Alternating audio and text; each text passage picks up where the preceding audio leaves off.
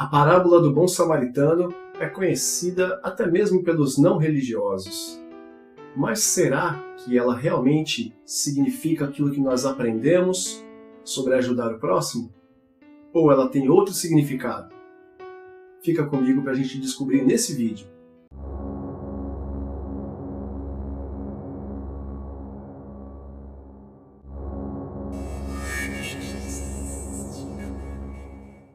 Olá, sejam todos muito bem-vindos de volta, meus queridos amigos, para mais um vídeo aqui do canal. Eu sou o Juninho e nós vamos hoje falar sobre a famosa parábola do bom samaritano.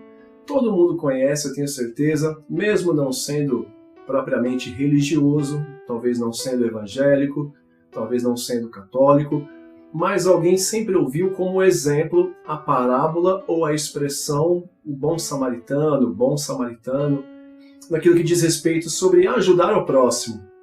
Mas vamos olhar a parte histórica do povo de Israel, da construção da comunidade israelita e principalmente o costume na época de Jesus, para nós tentarmos entender o que essa parábola realmente quis explicar para todos nós ouvintes.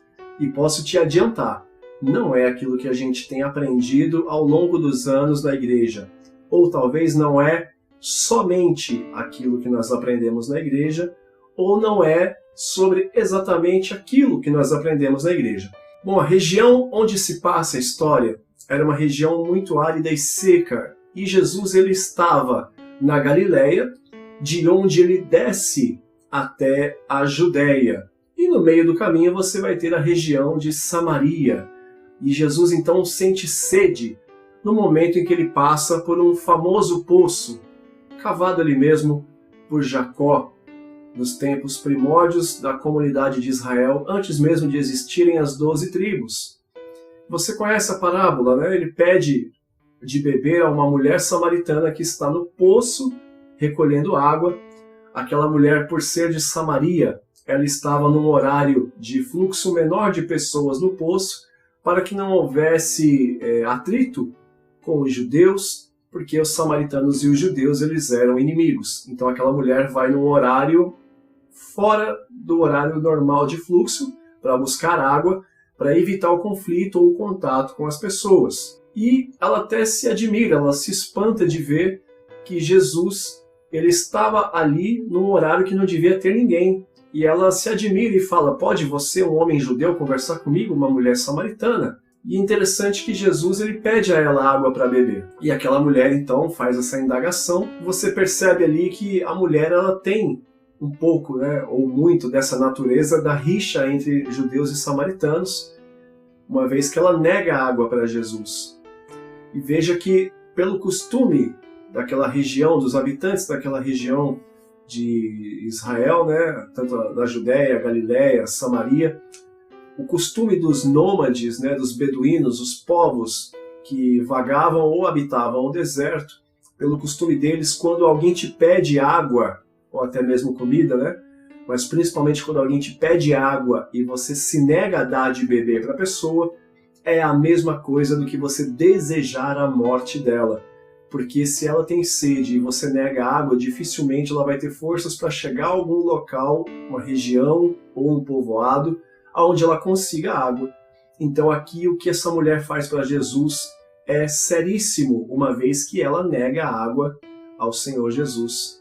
Você percebe então aqui que está evidente os judeus e samaritanos serem inimigos, serem rivais. Essa narrativa de Jesus e a mulher samaritana junto ao poço, você encontra no Evangelho de João, no capítulo de número 4. Essa narrativa vai estar do verso 6 até o verso 9, ela tem o desenrolar da história, quando Jesus fala para ela da água da vida, da qual ela nunca mais sentiria sede, mas para o nosso estudo desse momento, esses versículos, eles no momento aqui, não são utilizados para o que nós precisamos. Mas essa briga dos samaritanos e dos judeus, isso começou quando, aonde, com quem e por que razão? Bom, no tempo do rei Salomão, filho do rei Davi, ele reinava sobre um reino unificado das 12 tribos de Israel. E após a morte de Salomão, e alguns novos reis assumindo, depois de ali praticamente um golpe de Estado, o reino de Israel se divide em dois reinos. O reino do norte, que é chamado Reino de Israel, onde ele fica com 10 tribos, e Samaria acaba sendo a capital desse reino do norte, e o reino do sul, chamado Reino de Judá, onde estava Jerusalém e o templo, que era para adorar ao Senhor.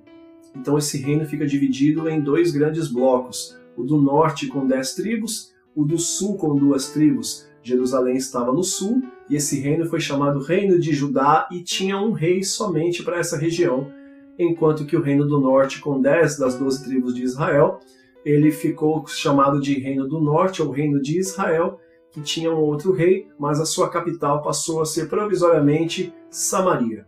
No ano 722 a.C., quando os assírios eles destroem o reino de Israel, eles enviam muitas dessas pessoas para o exílio e espalham algumas mesmo, e eles trazem uma grande quantidade, um grande contingente de estrangeiros para viver no lugar desse povo que foi dispersado. Samaria, que era a capital do Reino do Norte, passa a ser então o local forte e estratégico dos assírios que haviam dominado aquela região. Os samaritanos, eles se dizem descendentes de parte dessas 10 tribos de Israel, e quando eles foram expulsos, parte dessas tribos, de Manassés, de Efraim e de Levi, permanecem ali no mesmo local. E eles se dizem então samaritanos, porque ficaram ali na região de Samaria, em torno da capital provisória do Reino do Norte. Enquanto que os povos do Reino do Sul diziam que esses remanescentes, eles não eram das 10 tribos, mas na verdade eles eram dos estrangeiros que os assírios trouxeram para habitar o Reino do Norte, no local do povo disperso. Eles foram trazidos de fora como estrangeiros, ou como os goim, como eles chamam, para habitar em Samaria no lugar daqueles que foram espalhados. Então os povos do Reino do Sul, eles não reconheciam esses remanescentes dessas 3 tribos como samaritanos autênticos, mas chamavam eles de estrangeiros, de povo impuro, trazido de fora pelos assírios. Então começa, nesse momento, a rixa que veio a durar, e podemos dizer que dura até os dias de hoje, entre judeus e samaritanos. Nesse momento, então, desse golpe de Estado, essa divisão civil do reino em 2 partes, e depois o ataque dos assírios, dispersando grande parte das 10 tribos, trazendo estrangeiros para habitar ali no local, você tem essa visão de quem está no sul, de que grande parte agora dos povos do norte são estrangeiros e não mais são os nativos de fato das 10 tribos que ali habitavam, e começa então a rixa, uma luta até certo ponto xenofóbica por parte de povos do Reino do Sul e remanescentes do Reino do Norte, que permaneceram ali e não foram dispersados pelos assírios no ataque de 722 a.C.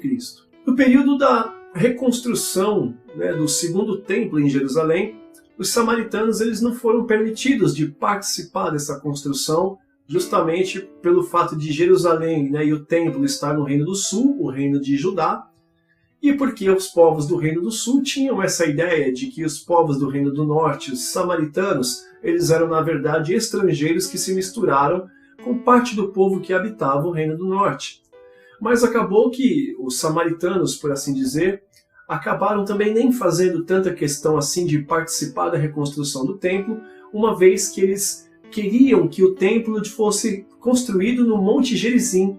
E olha que interessante, até os dias de hoje, nós temos ali um povoado de samaritanos que adoram ao Senhor num templo construído no Monte Gerizim, o Monte da Bênção. Você encontra no YouTube muitos vídeos sobre os samaritanos e sobre eles adorando ao Senhor no Monte Gerizim até os dias de hoje. O canal Israel com Aline, por exemplo, traz aí de 2 a 3 vídeos falando sobre os samaritanos, os que vivem até os dias de hoje, e os seus ritos de adoração realizados até os dias de hoje no Monte Gerizim, o Monte da Bênção.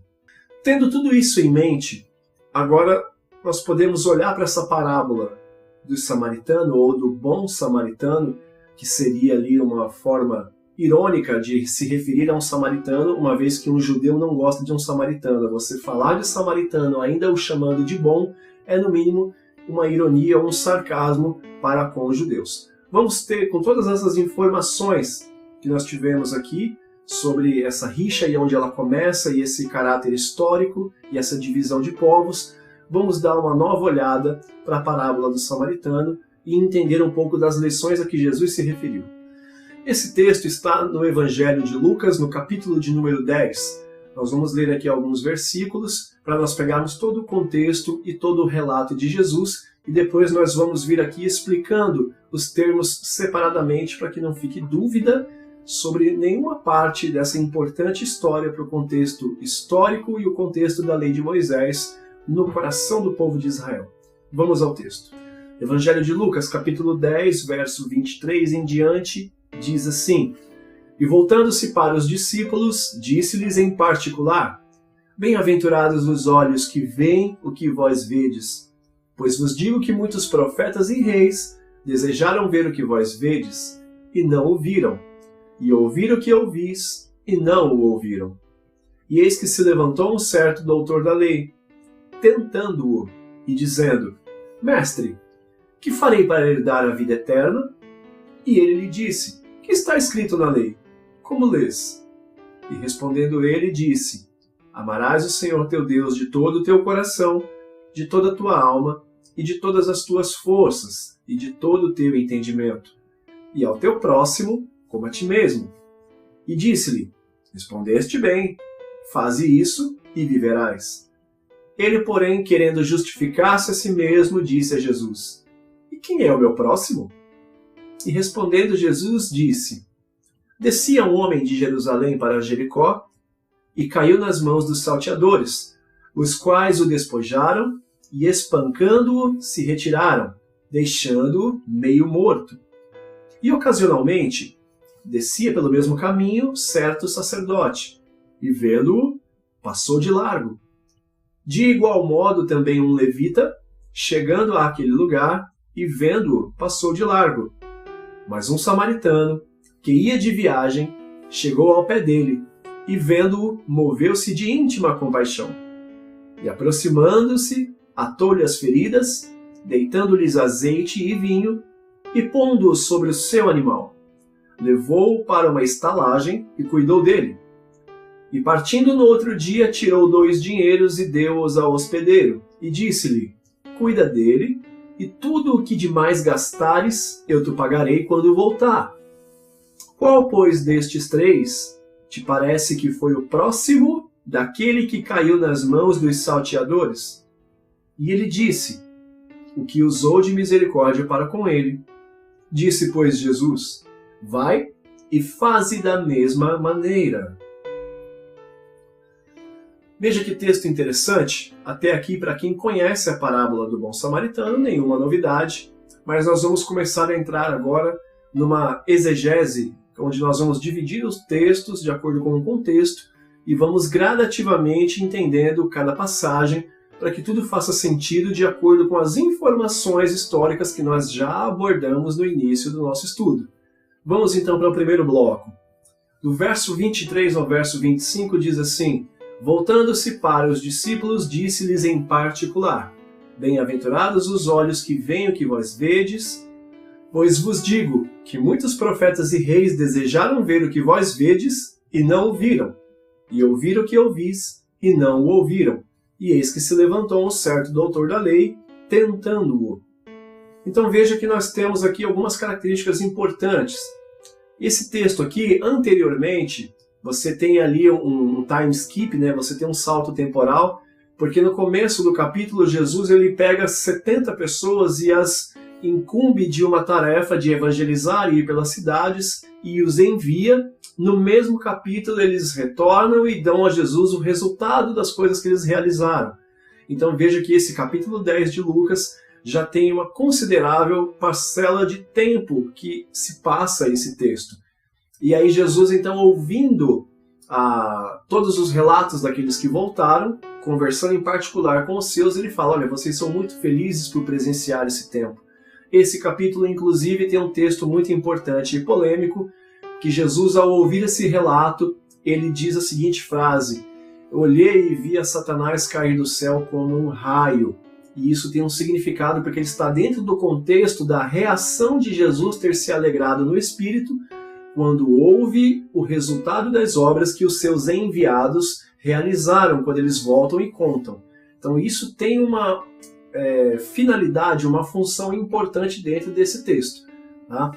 Mas aqui continuando, Jesus ele vira-se para os seus discípulos em particular e conversa com eles em particular. Se ele está em particular com os seus discípulos, o que queria um doutor da lei chegar no meio de uma conversa que era particular, e aí já era no mínimo falta de educação, e veja que ele, se dirigindo a Jesus, ele tenta a Jesus. E esse tentar, você vai encontrar em algumas outras passagens bíblicas o mesmo verbo traduzido como experimentar, como testar. Você vai ter esse Apocalipse capítulo 3, Apocalipse capítulo 13, onde fala de tentação como experimentar, como testar, aqueles que serão testados, os que serão experimentados, os que serão tentados. E veja que esse rapaz se levanta num ambiente de conversa particular de Jesus e chama para si a palavra e tenta, experimenta, testa a Jesus na frente dos seus. Você percebe então que um doutor da lei estava num lugar que ele não deveria, porque era um ambiente de conversa particular, chama a atenção para si e começa a querer testar Jesus. Jesus era constantemente posto à prova por fariseus e doutores da lei e saduceus. Na continuação do nosso texto, então, você vai ver que, tentando Jesus, o doutor, o jovem doutor da lei, ele diz algo muito interessante. Ele fala: mestre, que farei para herdar a vida eterna? E aí Jesus responde, o que está escrito na lei? Como lês? E respondendo ele disse: amarás ao Senhor teu Deus de todo o teu coração, de toda a tua alma e de todas as tuas forças, e de todo o teu entendimento, e ao teu próximo como a ti mesmo. E disse-lhe, aí no caso Jesus, respondeste bem, faze isso e viverás. Aqui nós temos detalhes muito interessantes, porque começa com o doutor da lei chamando Jesus de mestre. E isso soa extremamente irônico, porque os doutores da lei, os rabinos de fato daquele período, daquela época, não reconheciam Jesus como um autêntico mestre da lei de Moisés. Então esse tom é extremamente irônico ao se dirigir a Jesus e chamá-lo de mestre. Muitos que o chamaram rabi é porque de fato reconheceram a autoridade através da lei e do cumprimento das profecias na pessoa de Jesus. Mas muitos ali se dirigiram a ele como mestre, chamando de forma irônica, porque não assim reconheciam, mas era a forma como os seus reconheciam a ele. Então o objetivo do jovem aqui é ser irônico com Jesus. E ele faz uma pergunta: que farei para herdar a vida eterna? Você tem aqui dois conceitos muito importantes. O conceito de vida eterna, por exemplo, ele é estranho aos judeus. Eu tenho uma série em andamento no canal que é A Morte, que fala sobre a concepção judaica da vida eterna ou da vida após a morte, antes de serem influenciados pelo processo de helenização, e do período do cativeiro e no exílio, e o conceito de vida após a morte ou vida eterna após esse período. Então aqui o que nós devemos saber a princípio é que o conceito de vida eterna aos judeus era estranho naquele momento. Jesus ele vem com esse discurso muito forte sobre viver eternamente, viver para sempre, não conhecer a morte ou ter o seu corpo glorificado na ressurreição dos santos no último dia. Para eles, o conceito de vida após a morte era o descanso com o seu povo, o descanso com os seus pais, os seus patriarcas. Então o jovem aqui está sendo irônico com Jesus, lhe perguntando sobre um ensinamento que Jesus estava propagando naquele momento, mas que não era muito bem recebido pelos doutores da lei daquela época. Interessante que Jesus, como autêntico mestre judeu, ele responde uma pergunta com duas perguntas. Jesus fala para ele: o que é que está escrito na lei? Mas a lei não fala nada especificamente que tenha como resultado a vida eterna. E Jesus então pergunta para ele uma segunda situação que explica um pouco a primeira. Ele fala: o que diz a lei? E aí Jesus fala: como lês? Ou seja, como é que você entende aquilo que está escrito na lei?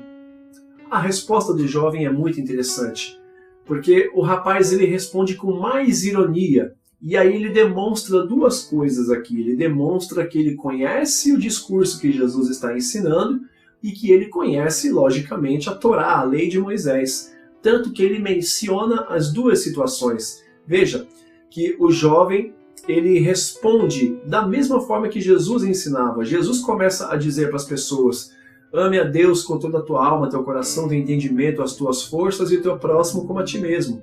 Jesus aqui ele ensina que de todos os mandamentos, o maior de todos os mandamentos é o amor.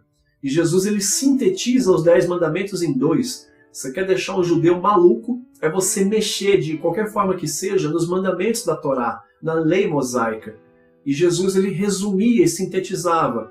Quando ele fala: ama ao Senhor teu Deus com toda a tua alma, teu coração, teu entendimento, as tuas forças e o teu próximo como a ti mesmo. Veja que há uma explicação plausível. Os 10 mandamentos são divididos em 2 grandes blocos. Eu até tenho aqui a réplica das tabuinhas dos mandamentos, mas ela é dividida em 2 blocos, onde você tem os 4 primeiros mandamentos como mandamentos de como você deve se comportar em relação a Deus e diante de Deus. Sobram então outros 6 mandamentos, que é como você deve se comportar em relação ao seu irmão ou ao seu próximo. Os 10 mandamentos são divididos no comportamento em relação a Deus e em relação ao seu irmão. E é isso que Jesus sintetiza. E o jovem repete esse discurso de Jesus, mas aí então ele cita um texto da lei de Moisés para mostrar que conhecia o discurso de Jesus, mas estava também perfeitamente conhecedor da lei de Moisés.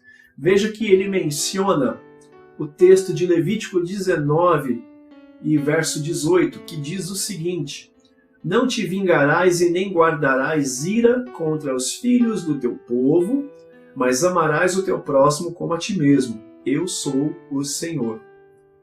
Veja que Jesus, como o mestre da humildade que era, ele avaliza, ele valida, ele concorda, confirma com o que o rapaz diz e fala: muito bem, faz isso e viverás. Mas veja que a humildade de Jesus ela ainda não era o suficiente para o que esse jovem tinha de intenção, o que esse doutor da lei estava planejando fazer, constrangendo Jesus e o testando publicamente, na frente de outros doutores provavelmente, porque eles não andavam sozinhos, mas sempre em grupos, mas na frente de 2 discípulos de Jesus e daqueles que admiravam a Jesus e o seguiam para ver seus milagres e seus ensinamentos.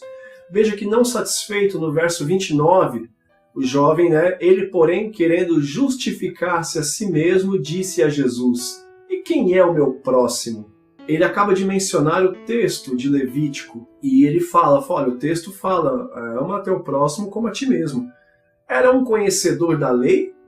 Aplicava a lei sem saber quem era seu próximo? Faz algum sentido isso? Essa é a razão pela qual Jesus lhe faz 2 perguntas. O que está escrito na lei? Ele sabia o que estava escrito, ele acabou de demonstrar. Mas Jesus pergunta: como lês? O que você entendeu daquilo que você leu que estava escrito? E o jovem mostra que Jesus tinha razão. Porque o jovem ele repete tanto a orientação que Jesus estava propagando, quanto aquilo que estava escrito na lei, mas não sabia quem era o próximo? Fazia algum sentido? É evidente que esse jovem, como já ficou bastante claro, ele tentava experimentar a Jesus e testar a ele de maneira que ele caísse em algum ponto.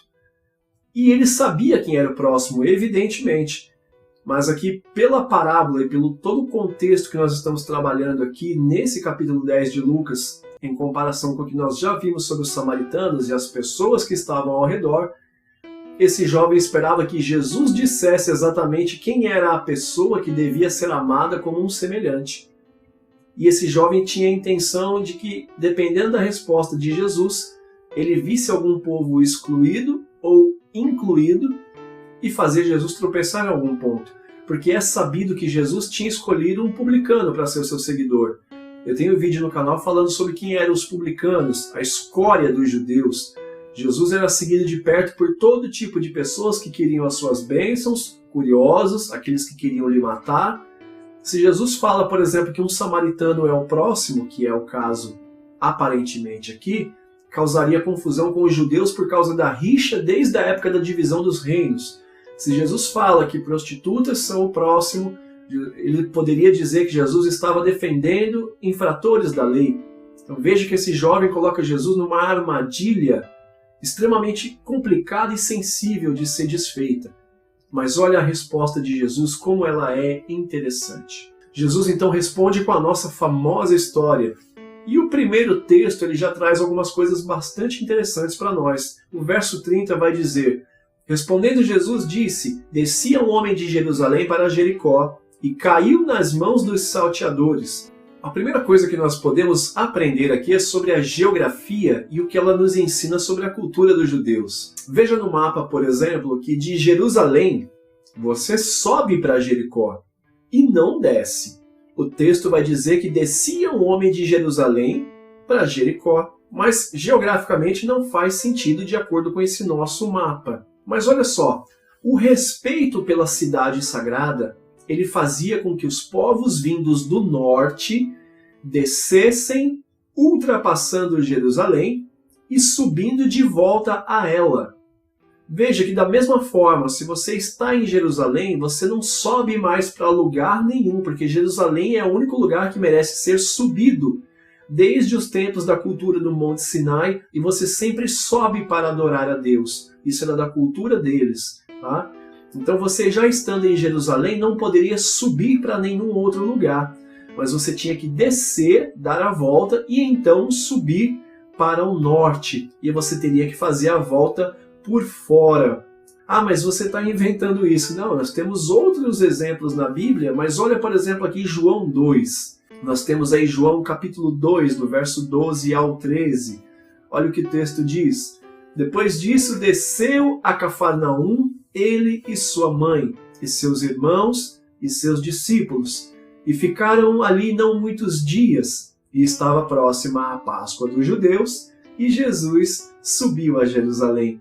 Ora, veja que Cafarnaum também é bastante no norte, e eles descem a Cafarnaum, e de Cafarnaum eles sobem a Jerusalém. Mas Jerusalém está no extremo sul, é o mesmo trajeto. Você de Cafarnaum tem que descer, ultrapassar Jerusalém, para fazer a curva e subir novamente para a cidade sagrada.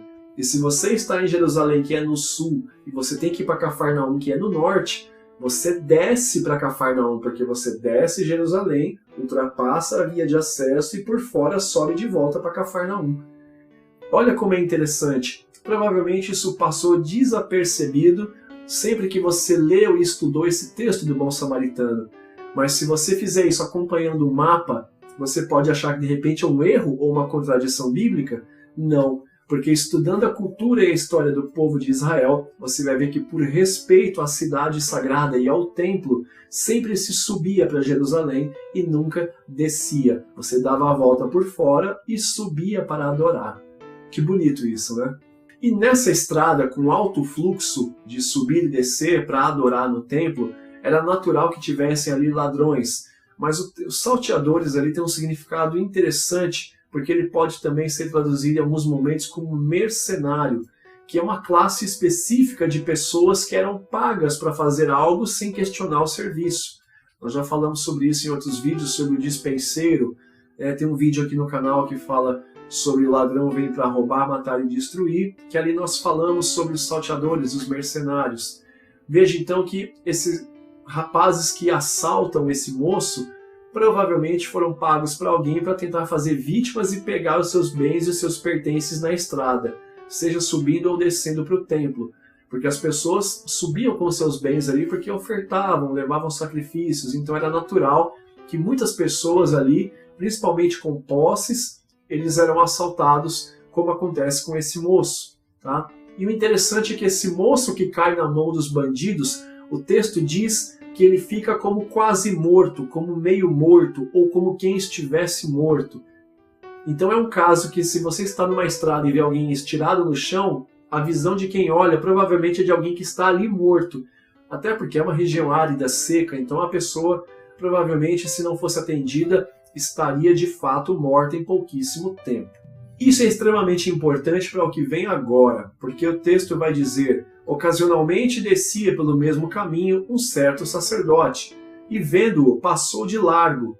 De igual modo também um levita, chegando àquele lugar e vendo-o, passou de largo. Essa parte aqui é natural que você já tenha assistido algum estudo, uma pregação, ensinado na sua igreja, e nós tendemos sempre a julgar o sacerdote e o levita, como as pessoas que deveriam prestar assistência por serem religiosos, por viverem da obra da igreja e não terem caridade no coração. É natural a gente fazer esse julgamento, mas tem uma coisa que nós precisamos entender para sempre pensarmos antes de julgar as pessoas. Aqui especificamente é um sacerdote e um levita.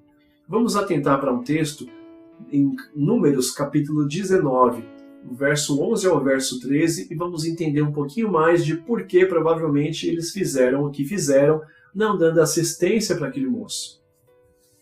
O verso 11 diz assim: aquele que tocar em algum morto, cadáver de algum homem, imundo será 7 dias. Ao terceiro dia se purificará com aquela água, e ao 7º dia será limpo. Mas se ao terceiro dia não se purificar, não será limpo ao 7º dia. Todo aquele que tocar em algum morto, cadáver de algum homem, e não se purificar, contamina o tabernáculo do Senhor. E aquela pessoa será extirpada de Israel, porque a água da separação não foi espargida sobre ele. Imundo será. Está nele ainda a sua imundícia. Veja que todo aquele que exercia função e trabalho no tabernáculo, ele se tocasse em morto ou algum homem morto, cadáver, ele estaria impuro por 7 dias. Só que ao terceiro dia desse período de 7 dias, ele devia se purificar com a água separada ali para os ritos sagrados no tabernáculo e então poder voltar às atividades. Se ao cabo de 3 dias não desse tempo ou ele não se purificasse por alguma razão, ele ficaria impuro de um todo e ele teria que ser expulso de Israel, porque a sua impureza contaminaria o tabernáculo e tudo que procedia ali. Então veja, vamos contextualizar agora, vamos ser um pouco advogados do sacerdote e do levita. Eles estão ali nas obrigações do tabernáculo, as obrigações de montar, de sacrificar. Então, com essas obrigações, se nesse período eles tocassem algum cadáver, em algum corpo de morto, eles estavam impedidos de trabalhar no tabernáculo.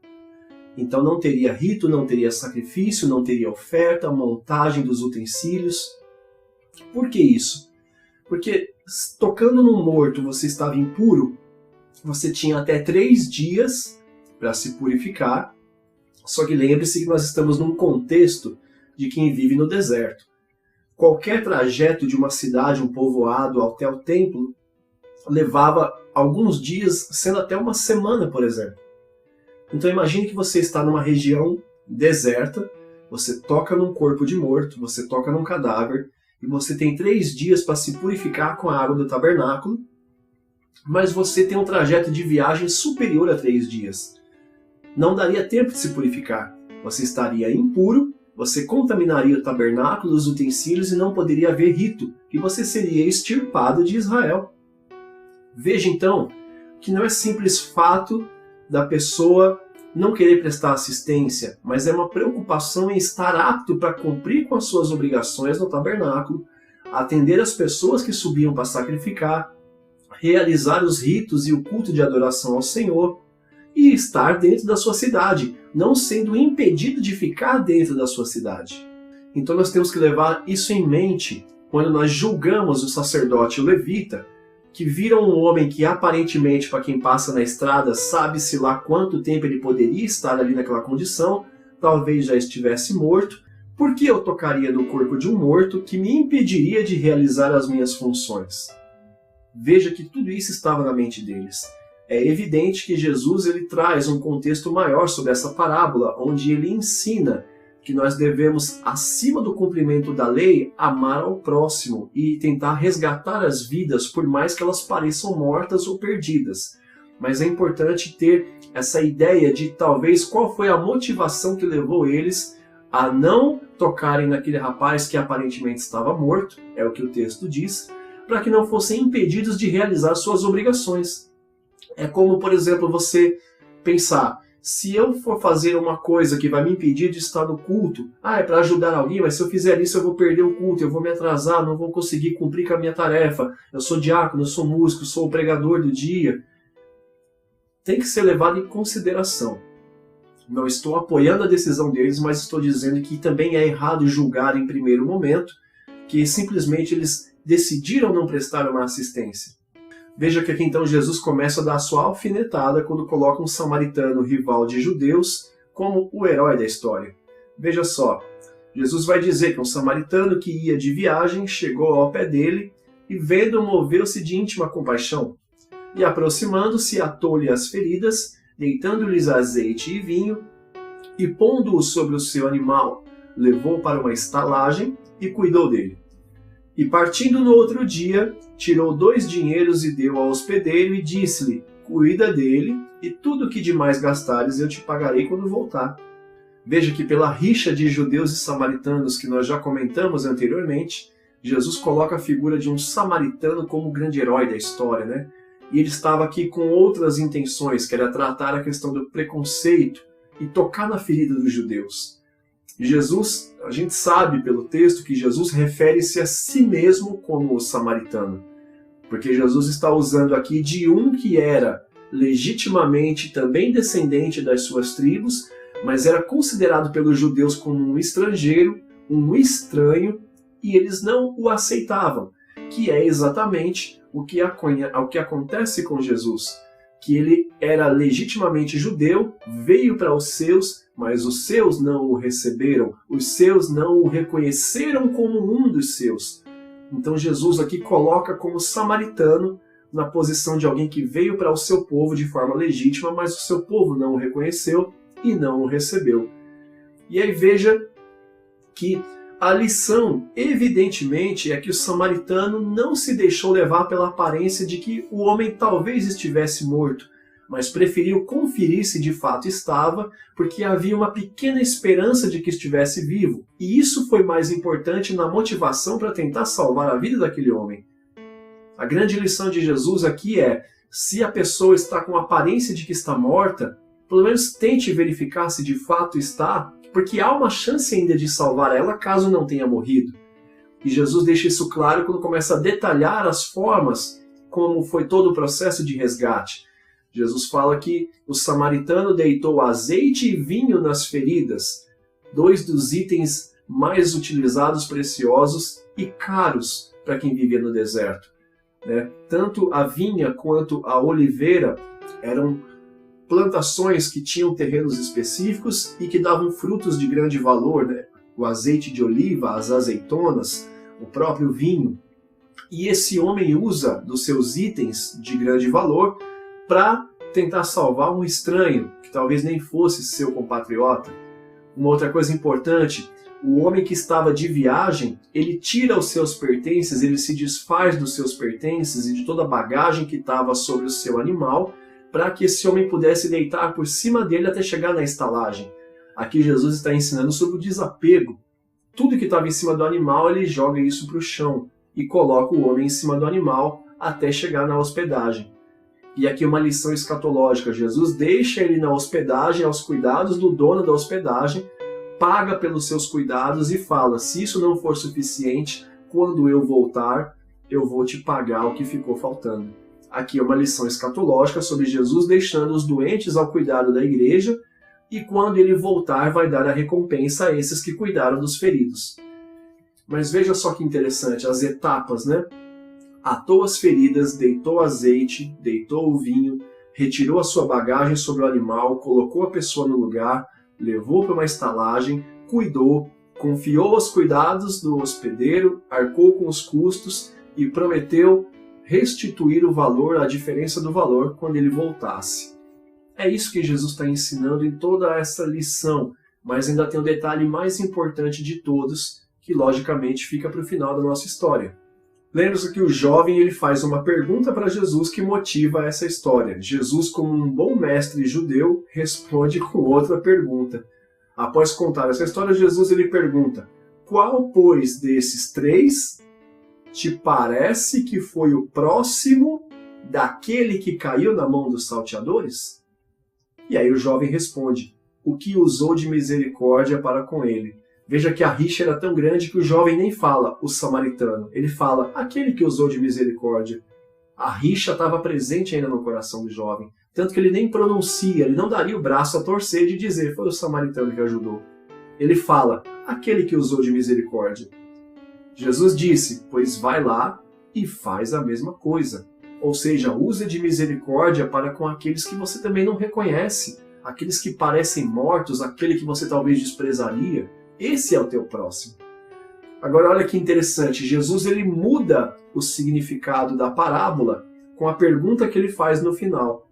Porque Jesus ele não responde o que o jovem pergunta lá no começo. Vamos dar uma olhada nisso? Olha só, veja qual que é a pergunta que o rapaz faz. Ele pergunta, querendo justificar-se, no verso 29, ele pergunta para Jesus, quem é o meu próximo? E aí eu vou fazer um esqueminha para você na tela, que você tem o rapaz e você tem o próximo. Porque o jovem pergunta, quem é o meu próximo? E aí vê com que Jesus, no verso 36, ele responde uma coisa que o jovem não perguntou. Olha o que Jesus responde no verso 36. Qual desses três te parece que foi o próximo daquele que caiu na mão dos salteadores? Jesus aqui ele usa um artifício de ensino, de didática, que eu já falei em outros vídeos também, que é uma característica dos rabinos, que ele conta uma ilustração e ele muda o final para causar uma surpresa no ouvinte, para fazer ele memorizar a orientação que está sendo passada. Veja que o jovem pergunta, quem é o meu próximo? E Jesus responde, quem te pareceu o próximo daquele que caiu na mão dos salteadores? Percebeu como que Jesus desconstruiu e mudou a posição do jovem em relação ao próximo? O jovem pergunta na condição de alguém que deveria ajudar o próximo, e Jesus responde colocando o jovem na condição do caído. Veja que o próximo nunca muda de pessoa. O jovem pergunta, quem é o meu próximo para que eu ame meu próximo como a mim mesmo? E Jesus responde o quê? Quem te pareceu o próximo daquele caído? Jesus está dizendo para o jovem, você acha que é a pessoa que está de pé na condição de ajudar, mas na verdade você é o caído precisando de ajuda. E é evidente que Jesus fala isso, porque Jesus coloca-se como samaritano da história. Jesus veio para salvar aqueles que não o receberam, que não o reconheceram, mas principalmente para salvar aqueles que pareciam estar mortos e ninguém julgava mais importante dar ajuda, porque provavelmente já estava perdido. E aí nós temos uma lição muito importante aqui. O próximo não é o que precisa de assistência, é o que prestou assistência. E o doutor da lei, ele não é o samaritano, mas ele é o caído. Ele não é o que está em posição de ajudar, mas é o que está precisando de ajuda. Nós temos essa lição em 1 Coríntios capítulo 10, verso 12, que diz assim, aquele, pois, que está em pé, cuide para que não caia. Ou, em outras traduções, aquele, pois, que cuida estar em pé, olhe que não caia. Veja as importantes lições que Jesus traz e como ele desconstrói a narrativa do jovem, a posição que ele achava que estava e principalmente como ele trata da situação colocando um povo totalmente inimigo dos judeus dentro do mesmo contexto de bondade e amor ao próximo. Então Jesus ele fala sobre ajudar quem precisa, isso está acima da lei. Entre você escolher sobre cumprir a lei e ajudar quem precisa, ajude a quem precisa. Outra lição que Jesus deixa, nós devemos ultrapassar os preconceitos, seja de raça, de cor de pele, de etnia, de fé, do que for. Ajudar a quem precisa. Outra lição que Jesus deixa, nunca dê ninguém por perdido, por mais que pareça morto.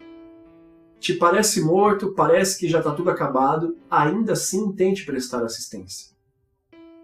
Outra lição que Jesus deixa, cuidado em achar que você está em superioridade, quando na verdade você pode ser aquele que está precisando de ajuda.